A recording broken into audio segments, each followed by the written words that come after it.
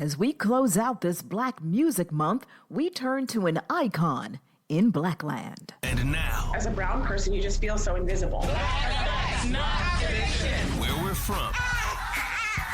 Brothers and sisters, I welcome you to this joyful day. We celebrate freedom. Where we are.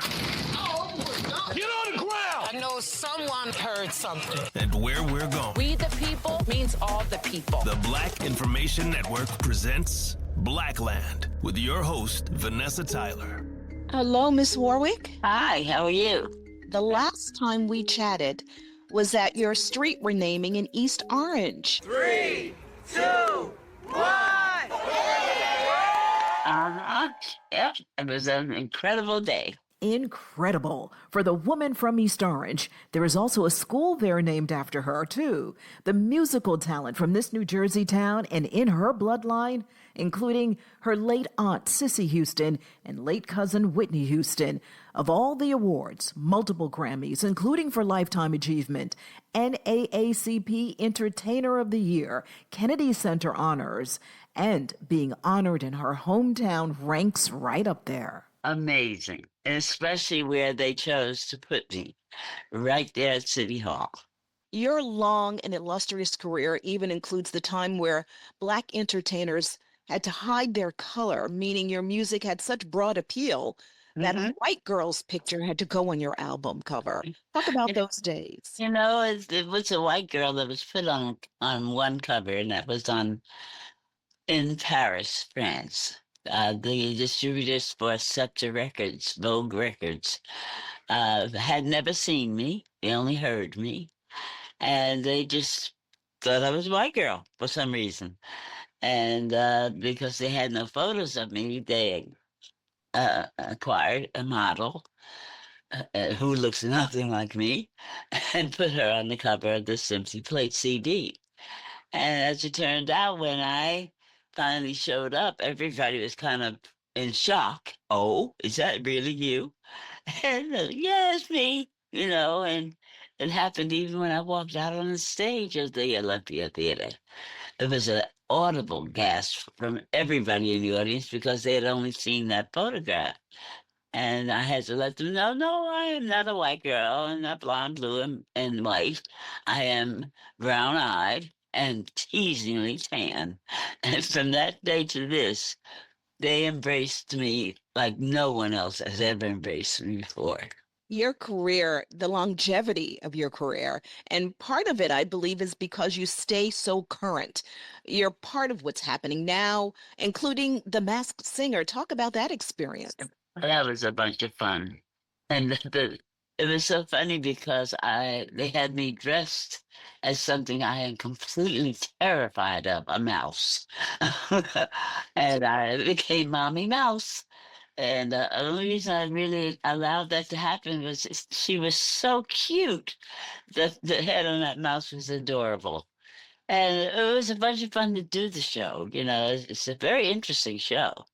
And those that were on the panel, of course, I kind of knew them all.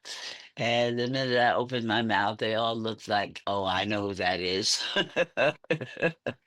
We know that voice. Exactly. Wow. The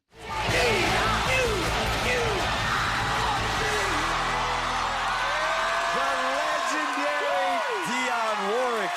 You got it. Iconic R&B Hall of Famer, 5-time Grammy Award winner. We love you. Thank you so much for playing with us. I'm just freaking out. I love you so much. I just studied your voice. I knew the first time you opened your mouth, there's no other voice like that out there. Yeah. Oh, baby. Your voice jumps out, just jumps out at you. It's an honor to have you on the show. Thank you so much for being here. My pleasure, baby. Thank you.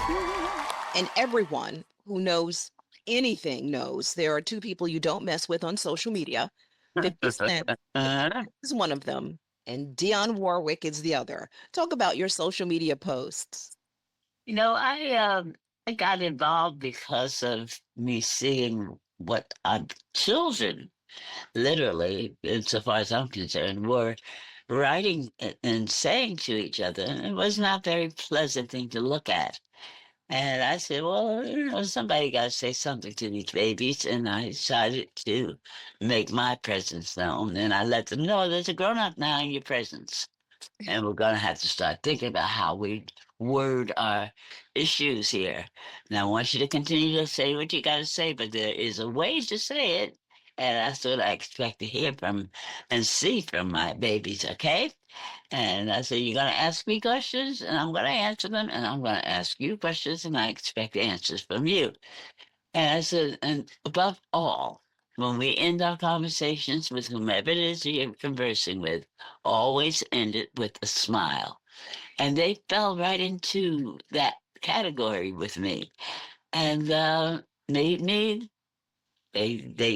me the Queen of Twitter. So I guess that's what I am. The Queen of Twitter. And some of your comebacks have been funny. Yeah, I poke a lot of fun at especially us celebrities who basically never poked fun at. I just so let's get a giggle out of them, see how they will respond. And the first one I did was Chance the Rapper. I said, why are you going to put rapper after your name? We all know that's what you do. And he responded to me, which was a surprise, I think, to everybody. And we became instant friends. He gave me his phone number, I gave him mine, and we started conversing with each other.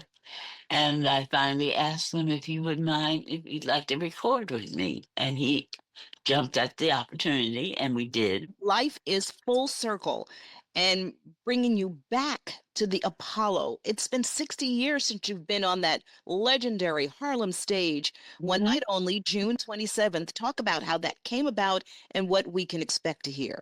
Well, my son Damon decided, because he had just finished a 17 city tour in Europe with the show, and the show was basically, it was so overwhelmingly received. He said, why don't we take it home, Mom? You want to take it to the States? And I said, well, I don't know how you're going to do this in 3 weeks. You only have 3 weeks to do it. And he said, well, we're going to try. And he went to the Apollo. They jumped at the chance since I started at the Apollo. So it is full circle.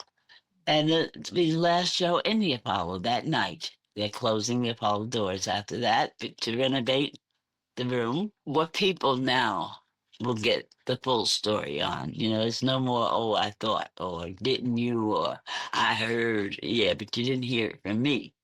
But now you will be hearing it directly from me.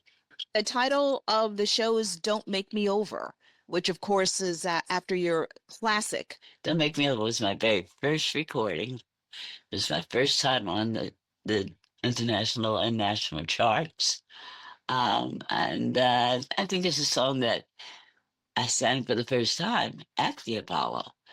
And I feel that it kind of denotes who I am and what I am really about. Accept me for what I am and what I do. And decades in music. At 84, she's still recording, even a song with rapper she first connected with by teasingly trolling on social media, Chance the Rapper. The incomparable Dionne Warwick, thank you for making the music of our lives. And thank you so very much. I'm Vanessa Tyler. Join me next week for a brand new episode. Please like and subscribe Blackland so you don't miss a drop.